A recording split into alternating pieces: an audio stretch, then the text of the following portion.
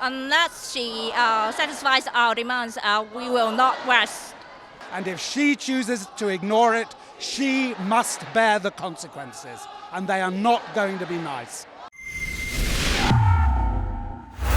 We're standing here in the central district of Hong Kong where their daily lunch protests, they call it, are happening. Now what happens here is at 12:15 in the afternoon, they send out a text on Telegram saying where exactly it will happen. Yesterday it happened on a street, sort of in their Wall Street area, their equivalent here in Hong Kong. Today it's just in a mall, and you can hear them shouting right now, "Stand with Hong Kong, fight for freedom."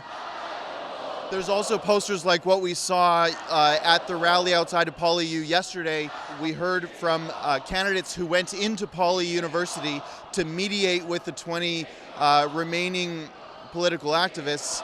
They said that hopefully the university will be taking custody of the campus today. We haven't heard an update on that yet. We don't know if that's going to be happening for sure.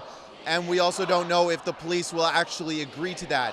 Now, Carrie Lam today came out with a few statements that were a bit surprising. Following her huge collapse in the polls on Sunday, she said today that the results meant that Hong Kongers were, one, disappointed in their government, which, yeah, that's pretty true. But the second statement was that Hong Kongers want to go back to normal. Now, that didn't really make much sense to me. And I'm going to ask these folks here today if they really believe that. Do they want things to be going back to normal? Or do they want the government to give in to their 5 fairly reasonable demands? Let's go ask and see what they have to say.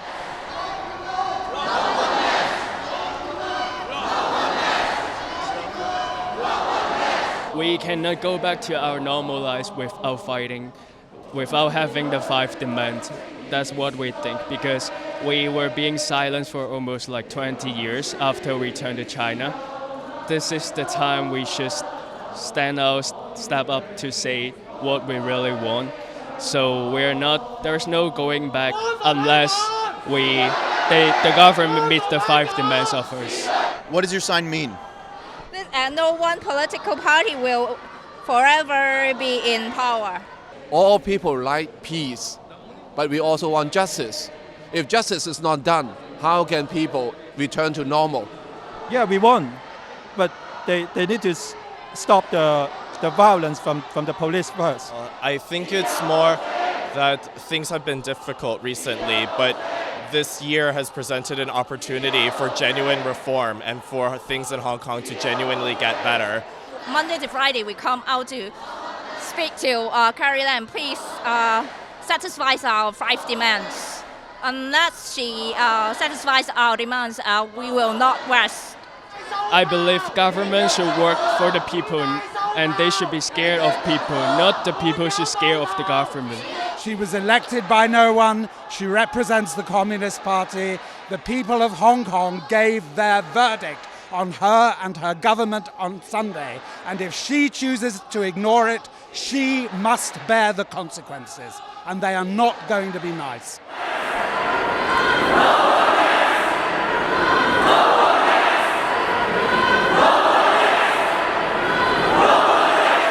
Now, folks are applauding right now, and just watch what happens around me.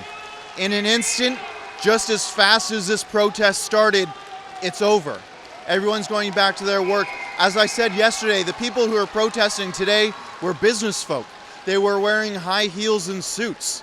They're not the regular protesters that you normally see, or at least not in the same form.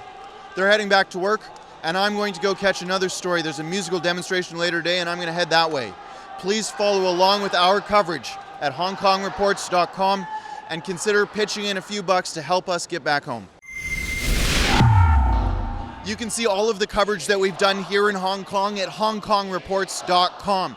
You can follow me on Twitter at @TheRealKeean, and if you go to HongKongReports.com and pitch in a few bucks, it will help us with the expenses that we've already incurred, almost $5,000, but it will also help us come back here to Hong Kong if something happens that needs coverage. There's lots of reporters here.